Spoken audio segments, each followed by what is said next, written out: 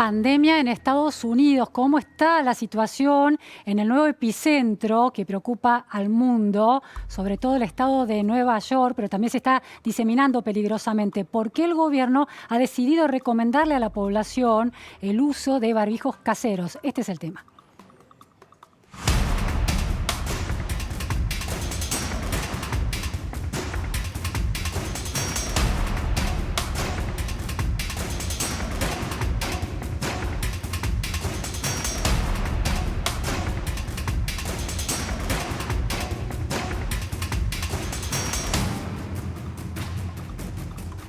Barbijos caseros, no los médicos. Eso se reserva para los soldados de esta guerra contra el coronavirus, que son el personal, son las personas que integran el personal de salud. Barbijos caseros, pero siempre manteniendo la distancia social.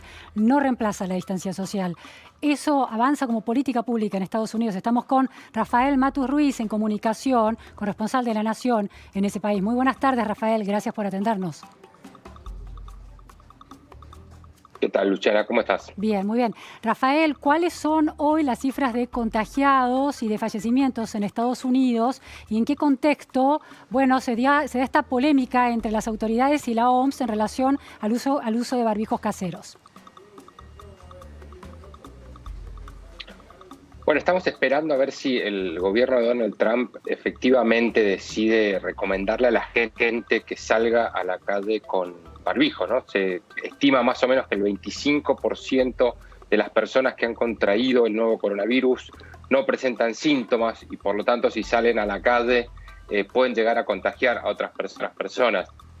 Te recuerdo que acá en Estados Unidos, a diferencia de lo que ocurre en Italia, en España o en Argentina, la cuarentena no es estricta, sino que se puede todavía ir a la calle a hacer ejercicio, a pasear, a caminar, a andar en bicicleta, aparte de ir al supermercado o a la farmacia. El problema es que Estados Unidos, como muchos otros países, no tiene suficientes máscaras, no tienen máscaras las personas que necesitan las máscaras, que son los médicos, los enfermeros, los paramédicos o las personas que están trabajando día a día en supermercados o en otras tiendas y que necesitan protegerse de posibles contagios, ¿no? Por esto es como que han empezado a aparecer supuestamente fórmulas caseras, si lo querés poner de ese modo, para que la gente pueda protegerse. El gobierno se debate en esta disyuntiva, ¿no? De decirle a la gente que use máscaras ante el temor de que eso pueda generar una ola de compra de máscaras que no hay, que hoy por hoy son escasas, o no darle ninguna recomendación y que la gente decida por su cuenta qué es lo que quiere hacer, ¿no? Ahora, el alcalde de Nueva York, de Blasio, ya le sugirió a la gente que use máscaras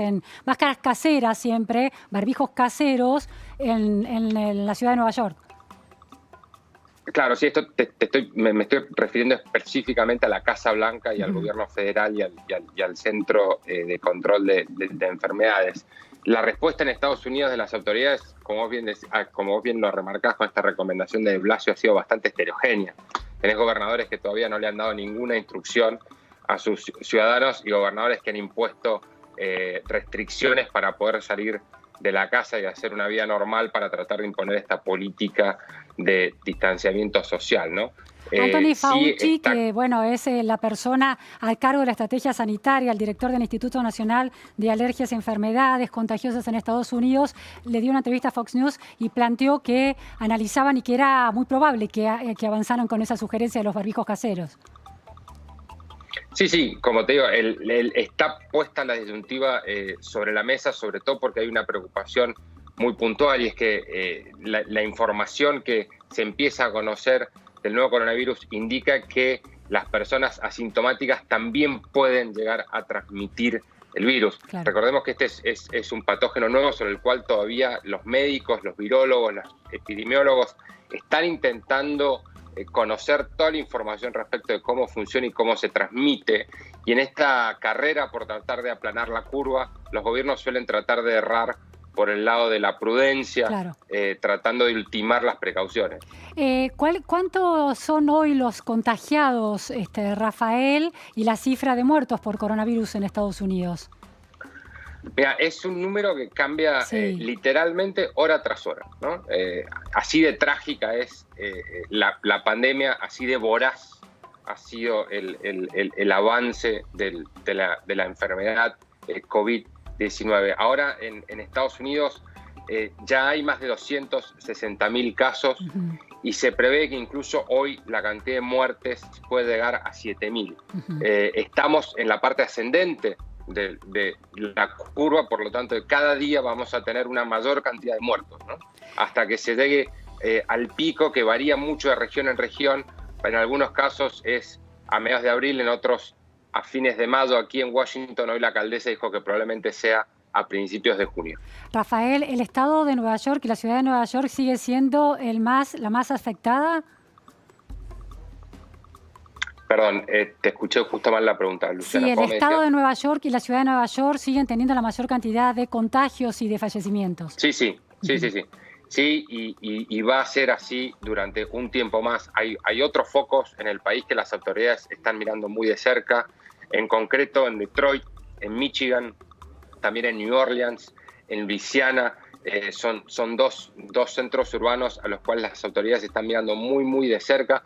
También Florida, en Miami, sobre todo porque el gobernador Ron DeSantis demoró mucho en aplicar medidas de confinamiento social y por lo tanto se teme que allí puede haber un futuro pico de contagios. Pero ahora, y te diría que por las próximas al menos 2 semanas más, todas las miradas van a estar sobre Nueva York. Ahora, Rafael, hemos visto imágenes muy inquietantes y dramáticas de, por ejemplo, camiones frigoríficos y empleados, personal de salud cargando cadáveres y camiones frigoríficos instalados en estacionamientos, casi esperando un aluvión de cuerpos. ¿Esto quiere decir que hay una expectativa de que de que aumente la curva de mortalidad o quiere decir que ya está desbordado el sistema de salud? ¿Cómo se analiza estas decisiones que va tomando el alcalde de Nueva York o el gobernador de Nueva York? Mira, a esta altura es muy claro y es muy evidente que el sistema sanitario de Estados Unidos, sobre todo en los epicentros de la pandemia como Nueva York, está trabajando al límite, está desbordado y no hay capacidad, no hay camas, no hay respiradores. Hoy mismo el gobernador de Nueva York, Andrew Cuomo, decía no tengo respiradores suficientes, punto, en un dramático pedido de ayuda a otros estados. Decía también que los estados están compitiendo entre ellos, tratando de obtener insumos de donde sea, de China. Llegó un avión enviado por Rusia, cargado de máscaras para el personal de los hospitales. Está el sistema totalmente colapsado, eso es evidente. Y también es evidente que Estados Unidos, sobre todo el gobierno federal a cargo de Donald Trump, no estaba bien preparado para una pandemia de este tipo y que las medidas, todas las decisiones que se fueron tomando fueron decisiones para tratar de ponerse al día, ¿no? Claro. Estados Unidos las sigue corriendo desde atrás. Y esto que vos decías de los camiones morgue que se empiezan a distribuir por Nueva York, o este pedido que se les hizo al ejército para que envíe 100.000 bolsas de cadáveres, para que reparta 100.000 bolsas de cadáveres, te da una pauta de que estamos frente a un fenómeno inédito. Solamente se puede comparar con la pandemia de la gripe española de principio del siglo XX, y el sistema de Estados Unidos realmente no estaba listo, no estaba preparado para semejante ola de enfermos. Pues pensá que no solamente están los enfermos que han contraído el nuevo virus, sino que también está la demanda de todos los otros enfermos que tienen otros problemas. Bueno, sociedades, países, gobiernos hiperdesarrollados bajo presión por lo inesperado, el cisne negro, el coronavirus. Muchas gracias, Rafael Matos Ruiz, desde Estados Unidos. No, a vos. Nos vamos a un corte en la repregunta Noticias a Fondo y enseguida volvemos. No se vayan.